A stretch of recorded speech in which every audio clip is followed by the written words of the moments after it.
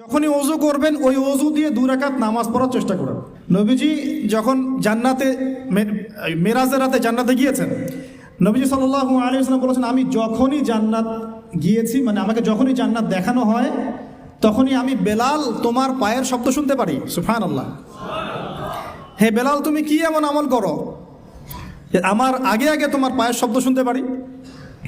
তো বেলাল রাদিয়াল্লাহু আনহু বলছেন, ইয়া রাসূলুল্লাহ, আমি তো আপনি যে আমল শিখিয়ে দিয়েছেন এগুলাই করি, এক্সট্রা তো কিছু করি না, শুধু একটা কাজ আমি করি।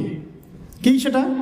তিনি বলছেন, আমি যখনই অজু ছুটে যায় অজু করি, মানে যখনই ইস্তেঞ্জা করি অজু ছুটে যায় অজু করার চেষ্টা করি, ওই অজু দিয়ে আমি 2 রাকাত তাহিয়াতুল ওযু নামাজ পড়ি।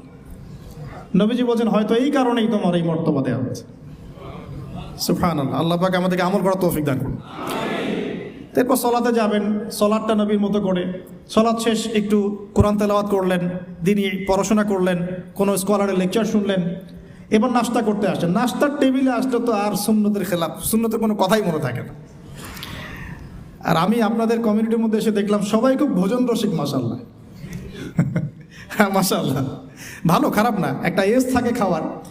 তবে খাওয়ার ক্ষেত্রে এই দুটো হাদিস মাথায় রাখবেন। এক, নবী সাল্লাল্লাহু আলাইহি ওয়াসাল্লাম বলেছেন, একজন মুমিন বান্দার এতটুকু খাওয়ার যথেষ্ট যা দিয়ে সে কোমর সোজা করে আল্লাহর ইবাদত করতে পারে।